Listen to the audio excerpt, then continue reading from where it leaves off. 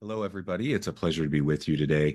My name is Dr. Jonathan Westover, and I will be presenting on behalf of the team, myself and my wife, Dr. Jacque Westover. Today, we're going to be presenting on a joint project, and I'm really excited to be sharing it with you. I'm going to go ahead and share my screen so I can share this project. We're very proud of the work that we've been doing together this semester um, in both of our classes. It's been a unique experience, and so it's been a learning process, and it's in progress because we still have, several weeks of the semester left. So I will be sharing what we designed at the beginning of the semester, leading into the semester, how it's been going up to this point, the plan for the remainder of the semester, and maybe I can report back later next year to let you know how it ended up finishing out. The title of our project is Cultivating Cross-Course Collaboration, a model for student consulting projects. Again, my name's Jonathan Westover, my wife, Jacque Westover. We're both professors in the business school at Utah Valley University. I teach human resource management, organizational leadership, change management, those sorts of courses. My wife teaches business calculus, business statistics, data analytics, those sorts of courses. Oh, here we go. Okay, to start off, I'll give you a quick overview of the scope of this and what we were trying to accomplish. In this presentation, I'll be discussing a unique cross-course collaborative model implemented at UVU between my organizational development and change class, my wife's advanced business statistics class, and a cross-listed integrated studies course. This fall semester, upper division undergraduate students formed a multidisciplinary team or group of interdisciplinary teams to complete a semester-long consulting project with UVU's Women in Business Impact Lab and the Social Impact Metrics Lab, or SIM Lab, here at UVU. And over to the side, you can see pictures of those two labs. The Women in Business Impact Lab below is within the School of Business. That's ran out of my department. I'm faculty and chair of the Organizational Leadership Department, and the SIM Lab is run out of our Center for Social Impact. I'm also the academic director of our Center for Social Impact.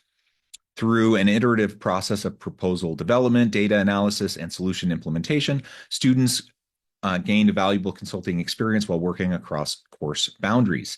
The model integrates skills from each discipline by having teams develop proposals, analyze data provided by the Impact Lab, and develop recommendations. Regular cross-team meetings between the classes allow students to leverage diverse expertise. This presentation will outline the course structure, team processes, challenges encountered, and lessons learned. And as I said, this is actually lessons learned in progress. Experiences to date suggest the model is enhancing students' collaborative and applied skills, and the cross-course approach can serve as a template for how institutions can run these types of projects when they're seeking to provide real-world experiences through multidisciplinary teamwork. All right, now let me give you a little bit of background to the two labs, and then I'll give you a little bit of background to the three different courses that are a part of this cross-disciplinary, multidisciplinary, and interdisciplinary joint project. First, the Women in Business Impact Lab. The tagline here is collaborating with community partners to support the advancement of women in the workplace. They do this by exploring issues impacting women in the workplace, hosting speaker and panel events, providing resources to increase organizational effectiveness, facilitating a community of practice, engaging students in community consulting projects, and building future talent for local businesses. And over to the right here, you can see the mission is, or the purpose of the Women in Business Impact Lab is to build a society that enables women to thrive in business. This is achieved by identifying issues relevant to women's leadership in organizations, creating knowledge through research and collaborative collaboratively advancing discussions about opportunities for women. I also am a research fellow with the Women in Business Impact Lab, and we do a lot of work in these various areas, different activities, research, community outreach, and it's a wonderful lab to be a part of. Next, I want to briefly introduce the Sim Lab. The Sim Lab is an opportunity to engage both in a curricular and co-curricular fashion with students and faculty working with community organizations to help them assess the impact that they're having and the way that they're meeting their stated needs and their proposed impact through their organization. The Social Impact Metrics Lab is a collaborative space where impact fellows, research assistants, staff, faculty, and community partners come together to tackle complex social challenges. This Sim Lab uses social change design to conduct comprehensive data analysis and inform strategic interventions. So below you can see what we do. The SimLab empowers students to conduct staff and faculty mentored evaluations of social impact programs for local organizations. By collaborating with community partners, we assess current impact, evaluate theories of change, and collect data to identify key gaps and opportunities for intervention design. As a hub for systems thinking and design thinking, the SimLab also hosts research workshops, competitions, and initiates and initiatives like social issue mapping and community partner tracking. Additionally, faculty members can submit SimLab project proposals, which, if selected, will be supported with funding and expert training. And this multi-class project is an example of that, where multiple faculty are doing a joint project in collaboration with and supported by the SimLab resources. So what we have here is we have a SimLab supported project across 3 courses that is working with a community partner organization, the Women in Business Impact Lab, to do social impact metrics research to help the Women in Business Impact Lab better understand how it's impacting the community. And the Women in Business Impact Lab is specifically collecting data to better help support initiatives for empowering women in business, to help women grow in their ability to have opportunities, to grow in leadership roles, and things like that.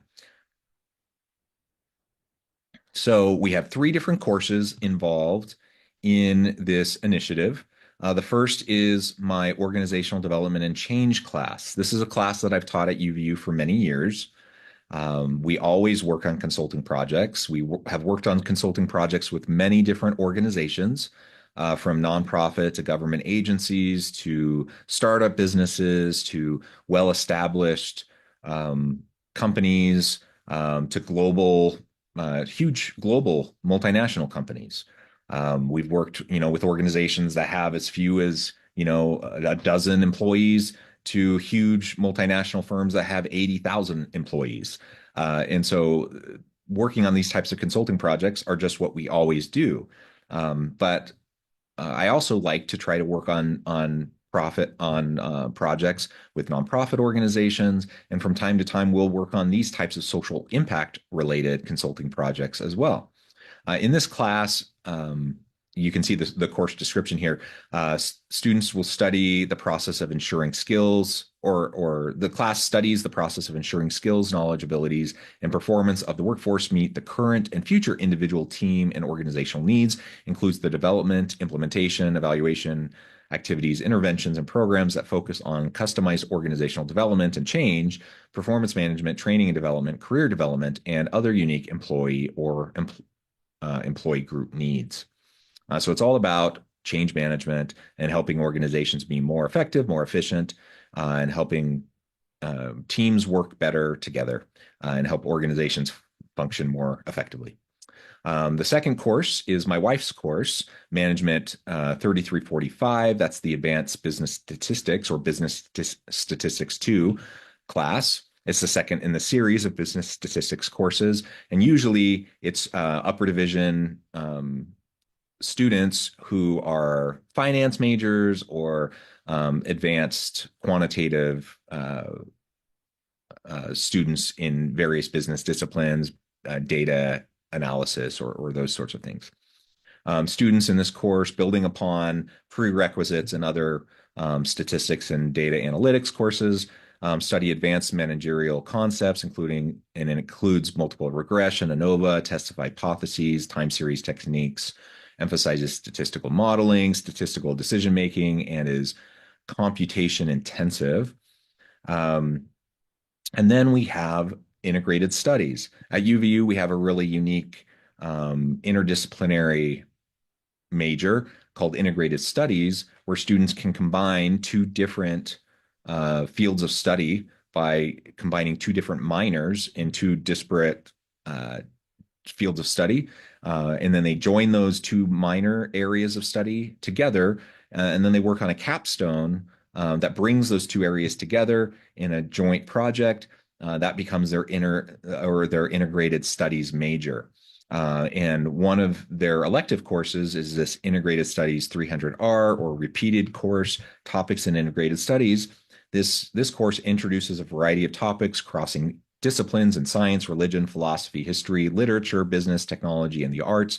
Topics vary from semester to semester, but the course remains modular in structure, research and writing intensive, requires a final research paper, and involves writing across the curriculum. So you may look at these and you may say, how in the world do these classes go together, and how can they work together on one type of project? Well, it was kind of serendipitous, honestly. So what had happened was back in the spring of 2023, so this is a year and a half ago, I was doing one of the consulting projects I was doing in my HR 3550 class happened to be with the Women in Business Impact Lab. They'd just done a big survey. They'd collected, 700 plus responses to their big survey. They needed help analyzing it and then transforming the analysis into actionable recommendations for organizations. And they decided to partner with my org development and change management class around those recommendations. I thought it looked like a really great consulting type project for my students to work on. And so we partnered with them. The challenge is my class is not a stats class. And so, I'm a researcher. I'm well versed in statistics. And so I just figured I'll just help my students. And they've all, or at least most of them, have taken an analytics class or a stats one class. And so I figured, they know the basics. I'll help them with the rest. And it's not a stats class. So really we just need to do the basic stuff anyways. And then we'll move on to recommendations and operationalizing and implementing, recommendations. That's the focus of the class. But it didn't go so well. It was very frustrating to the students because they really got caught up on the statistics piece. And there were pluses to it. There were good things about it, but it was frustrating to them. And that statistical knowledge piece was just a big gap in what we tried to do that semester. Well, that same semester, my wife was teaching her advanced business statistics class. And again, her students had all the statistical know-how. They had all that skill set, and they decided to work with the Women in Business Impact Lab as well. They were helping to analyze the data, and they had all that know-how to do all of that. And they were eating it up. They were loving it. She had a great group of students. They were digging in, finding all sorts of really great stuff there, running all sorts of great statistical models, wonderful findings. Okay. The problem was they weren't management majors. And a lot of them actually who were taking the course weren't even in the business school. A lot of them were like math majors or engineering students or people that were taking this statistics class that weren't even in the business school, weren't business students. And so taking the survey that was geared towards women in business and empowering women and those sorts of things, doing the data analysis was fine, but then taking it and trying to interpret it and come up with recommendations that made sense in a business setting, that was their weakness. So then it was a huge gap, right? And so both of us in our classes had elements of the project that worked really well, but we both had these huge gaps in what we did also. So our classes, they worked in part, but with the gaps, we were just talking over our classes one day. We were actually on a date night. We went out to dinner and we were going to a movie, and we were just kind of chatting about what worked and didn't work in our classes. And the thought hit me, we both work at the same university. We both work in the same business school. Our offices are literally like 50 feet away from each other. Um, we can just collaborate. Like, why don't we just have our classes work together? The gap in her class was what my students can do. The gap in my class is what her students can do. Why don't they just work together? And I'm also an affiliate faculty member with the Integrated Studies program. I happen to be in that role. And so I work with the Integrated Studies people. And so I reached out to them and I said, hey, this is a really great opportunity where we're doing this interdisciplinary type of project with the Women in Business Impact Lab and the Sim Lab and the Center for Social Impact. Let's bring in integrated studies students. And so we brought in integrated studies students as well for that interdisciplinary piece. And as we started to talk through it more and more, we realized this could work. This could be something that could be really, really cool. And we're husband and wife. We talk all the time. Maybe the communication piece that might be challenging to other people, other professors, we can just do it naturally, just in passing as I'm just chatting with my wife at night before bed. I'm like, hey, how are your students doing on their analysis on your project? When are they going to talk to my students? Just little things like that I can just do in real time. She can do it with me. And so we can have really clear, open, consistent communication. That's probably the hardest thing in doing these types of collaborative types of projects between professors, right? And so we decided to do it. We decided to give it a go, and we launched the project for this fall. Okay, so here is the course description for my class, or sorry, not the course description, the project description. My wife has a very similar project description in her class, just framed a little bit differently for her stats students. So you can see, I describe it for my students. This semester, students in 3 different classes will be working collaboratively with the Women in Business Impact Lab on consulting research project in collaboration with the Center for Social Impact and the Sim Lab. Students in the cross-listed organizational development class will form 4 to 5 project teams of 4 to 5 students each. Each team will develop an initial project proposal and then be matched with a corresponding team in the Stats 2 class, that advanced statistics class, who they will work with for the duration of the semester. After the proposal stage, these teams in each class will coordinate data analysis and interpretation, as well as the formation of data-driven practical applications and organizational recommendations. By the end of the semester, joint student teams in all 3 classes will work collaboratively on their final project presentations and reports. Each team will be completing their project, coming up with the best resources, recommendations, and project deliverables for both the Women in Business Impact Lab, which is their primary client, for use with future organizations that they may work with, as well as identifying 2 organizations from their own personal and professional networks that they can share their findings and recommendations with on behalf of the Women in Business Impact Lab at the end of the semester. So each of my student teams, in addition to doing this project for the Women in Business Impact Lab, are identifying 2 of their own client organizations that they're also developing these recommendations for, that they can present to and share recommendations with also.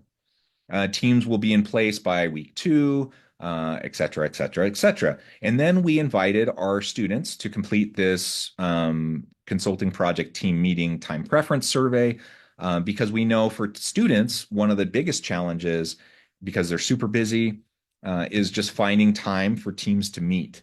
And not only do they have to find time to meet students in my class have to find time to meet with each other, but now my wife has students in a team, I have students in a team, and they then have to be able to meet with each other across classes also. We knew that would be challenging. And so we put together this time preference survey where we mapped out days of the week and different time segments, time chunks throughout the day, so they could identify when they're available, so we can match students up according to availability to make sure that they could get together and that they could meet with each other. Okay, so once teams were formed, then we put them we tasked them with starting to think about their proposal of what they were going to focus in on. For my wife's students, their class is really broken up into 3 units of statistical analyses. And you can see that on the right-hand side of this slide. So they have their Unit 1 project, that was due in September, their Unit 2 project due in October, Unit 3 project in November, and then the final project, and they do that jointly with my students. Each unit project, they're doing more and more advanced types of statistical analyses. And at each stage, at each unit project stage, they're getting input from my students about the questions that my students have related to their proposal. And then they are running analyses based on those student questions from my class, and then giving those analyses back with interpretations. So then my students can understand what's happening in the data and then make recommendations. So that interchange is happening consistently throughout the semester, and until after Thanksgiving. So in about 2 weeks, they will then, the last 2 weeks of the semester, work jointly together on the final project preparation. They'll jointly work on the final presentation and on the final report to put that together. What you see over here on this timeline with these due dates, my wife put together, with each type of analyses that they're going to be doing for each project, she put together examples of some of the types of questions that they might try to answer. These aren't necessarily the exact questions that they're going to answer for my students. They're just the types of questions they might answer related to these types of analyses that correspond with the survey that my students have that the Women in Business Impact Lab collected data on. Okay. And over on the left-hand side, you can see just an example. These are some sample research questions. My students are tasked in their proposal stage to really zoom in on more specifically, what exactly do they want to research and what do they want to better understand about the experience of women in the workplace in Utah? How is that similar or different to men? Perhaps across different industries, in different job types, etc. And so here are some different types of research questions, broad questions, specific survey questions that maybe they want to zoom in on. And as they start to put together a really in-depth proposal, a project proposal that's about 5 pages long, they then are able to share the more detailed proposal and research questions with the advanced statistics students. So the advanced statistics students then know what types of analyses are they going to run, from the survey data, so that they can do their class projects. And it's this, we design the timing throughout the semester so that each stage that my students are doing then feed directly into the timeline for my wife's student unit projects for the statistics that they do.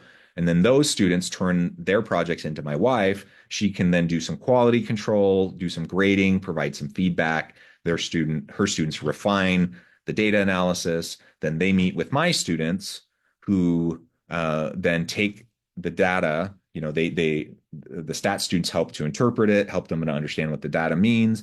Then my students have the data in time to do the next phase of their project, to do recommendations, interpretation, start to build some implementation. And it goes back and forth like that throughout the semester at different phases. So right now we're at this stage. We're at Unit 3 project stage.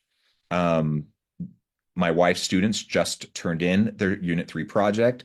She literally is in the process right now of finishing the grading on the Unit 3 project and the feedback on the Unit 3 project. In fact, I think just yesterday, just last night, she finished that feedback and got it back to her students.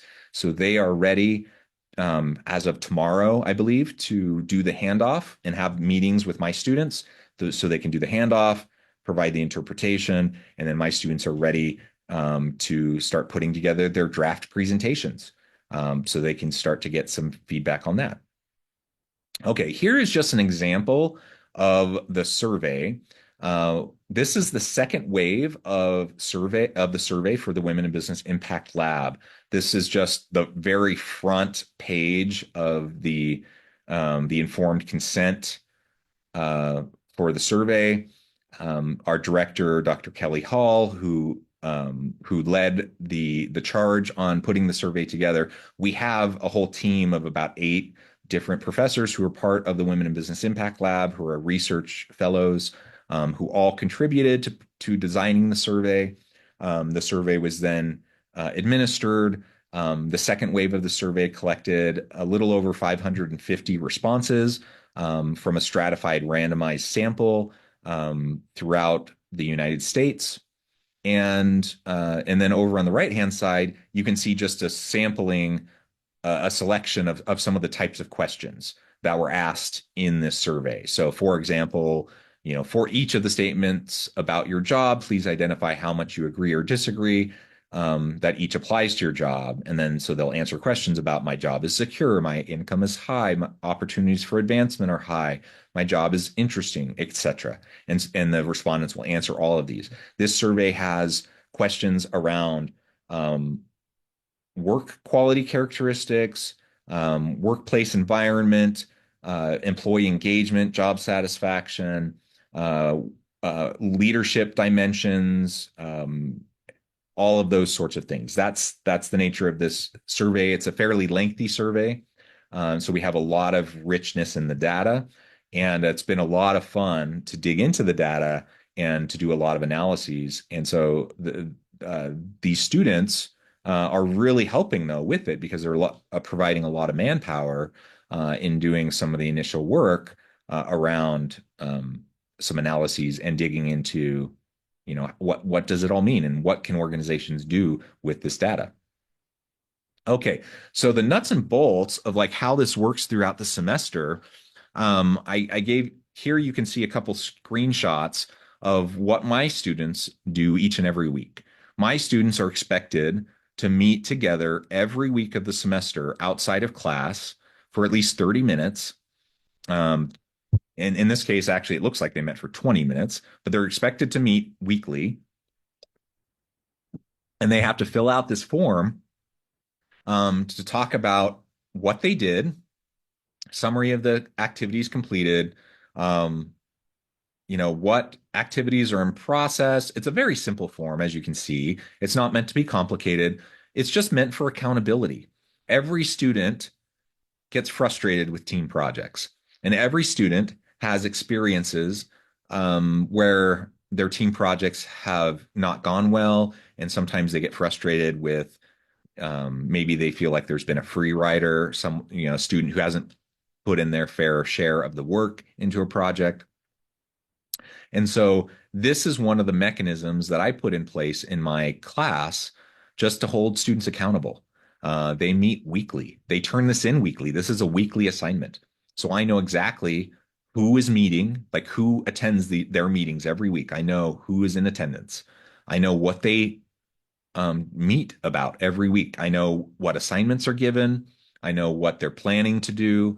I know what assignments were made versus what gets done, etc. It's not meant for me to micromanage, but it is meant for me to have a pulse on what is happening so that I can help, so that I can step in if necessary, but also so that I can hold them accountable and so they can hold each other accountable towards making steady progress. And because I have them do this every week, it allows them to make consistent, steady progress throughout the semester and not fall into the trap that many students will fall into, where they procrastinate, where they will, they think, oh, it's fine, we'll get to it. And then a week or two or three will go by and they realize, oh, we haven't done anything. And then all of a sudden they, they get nervous and they realize, oh my gosh, we haven't made any progress. No, they're making steady progress throughout the semester. This project will take, a combined effort of, if they have 5 students on their team, it'll probably take them a combination of about 150 hours throughout the semester for their team to do this project. That's about 30 hours each. Um, in a 15-week semester, that's a couple hours a week that they're spending. And if they do a couple hours a week, it's very manageable. Um, but if they don't and they start to procrastinate, it starts to build up very quickly. And then all of a sudden it becomes very unwieldy. So that's something that they're just building out over time. I also put another mechanism in place with my students where they do a midterm evaluation and an end of semester evaluation where they rate themselves and they rate each other on the quality and the quantity of their contributions to the team, as well as they rate any dysfunctional behaviors that they may observe either with themselves or their team members, and they're able to provide qualitative comments on what they observe in their team.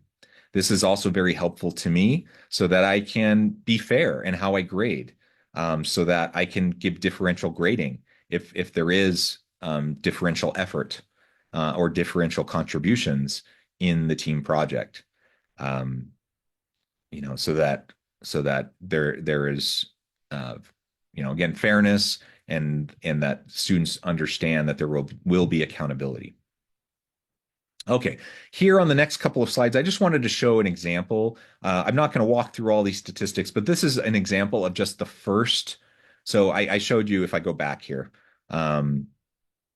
here on my wife's due dates for her class, on the Unit 1 project, with just the very simple analyses, that the very first project that our students did, this is what you're seeing here on the next couple of slides. This is just a super simple analyses that her students did for that first project that they then met with my students, her student teams met with my student teams, and they walked through this very simple analyses of means, standard deviations, difference of means, differences of variation, etc.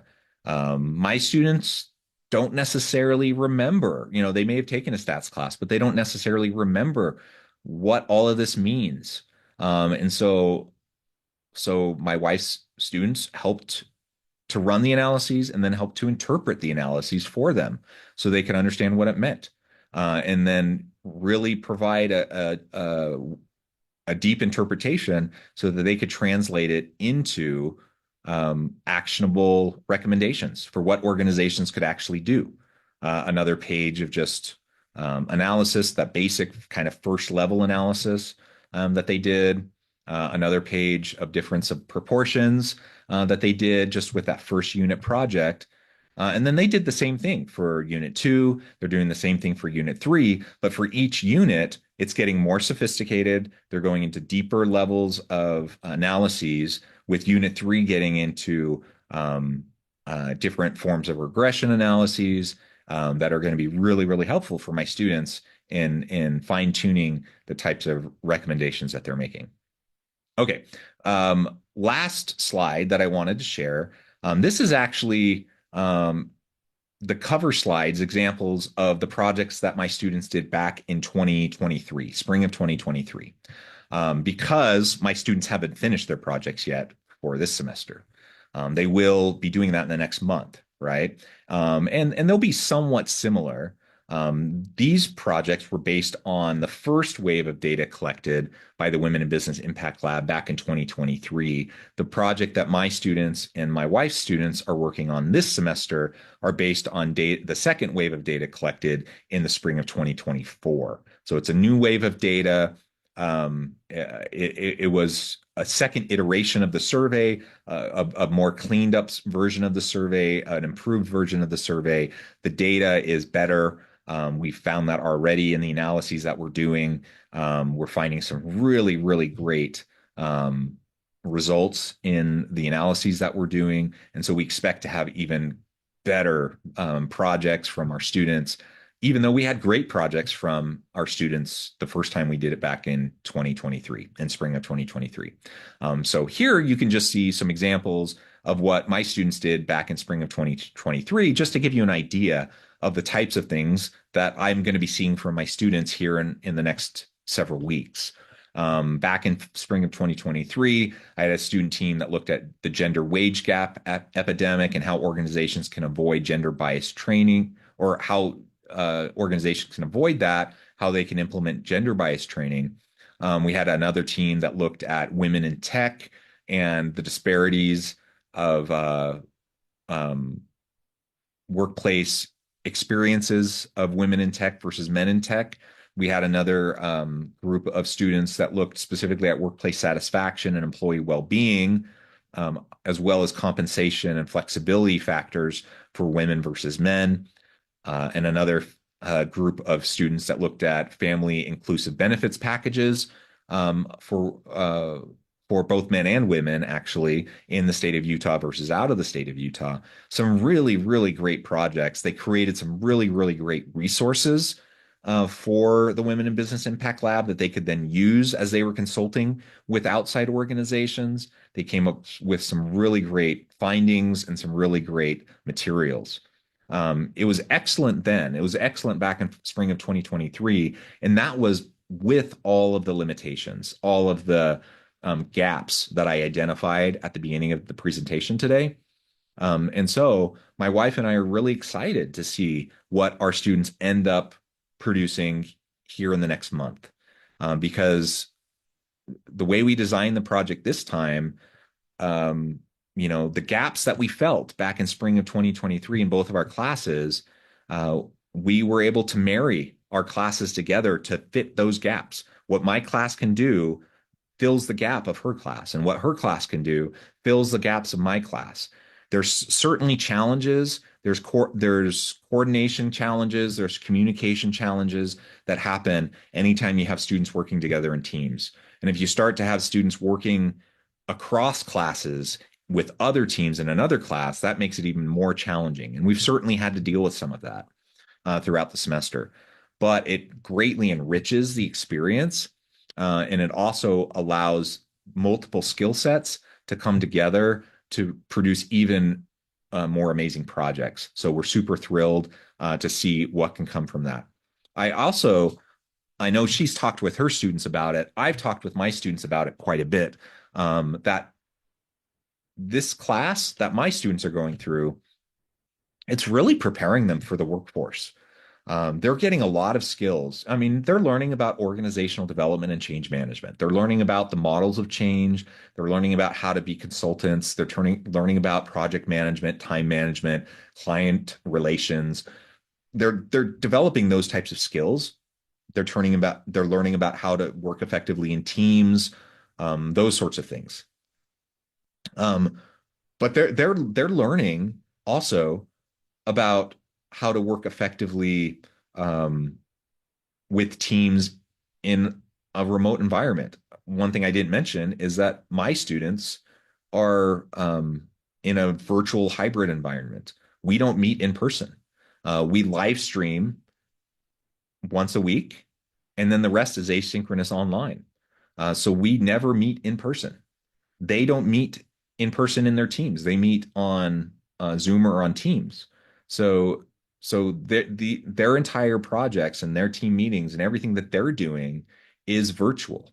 We do have live streaming sessions, and they do live streaming team meetings, but it's not together. It's not in person. And so they're learning a very valuable skill of how distributed teams can work together effectively to get things done. But it's not just that. They're learning about cross-siloed, about breaking down silos and about cross-siloed team collaborations, which is going to be invaluable to them as they go out into the workplace. Because so often in organizations, we do get stuck in our little department or division. And a lot of times we have to be able to work effectively with teams outside of our area to be able to move projects forward. And it may be with a division or a department or an area that has a completely different skill set than what we have. And if we want to move a project forward, we have to combine our skill set with a completely disparate skill set, bring our skills together to accomplish something great. And that's what our classes are doing. We're bringing together three different classes, integrated studies with their interdisciplinary way of thinking, my business students with their organizational development and change management skills and way of thinking, and my wife's advanced statistics students with a completely different way of making sense of the world and their skill set and their way of thinking. All of us with the same goal of helping the Women in Business Impact Lab and their mission of supporting women, empowering women in the workplace, empowering women in business, and helping women take on leadership roles and whatnot. Um, it's super exciting. We're thrilled with how it's been going up to this point. Of course, it hasn't been without its challenges, but it's been very rewarding, and we're excited to see how it wraps up. With that, I think I probably overstayed my welcome and I've taken enough time, so I'm going to end there. It's been a real pleasure. I appreciate you watching our video. If you have any questions, please reach out. I've put our names and our emails there. You can reach out to myself or to my wife. Both of us are happy to take um, your questions. Please email us, connect with us on LinkedIn or anything like that, and we look forward to hearing from you. Thank you so much.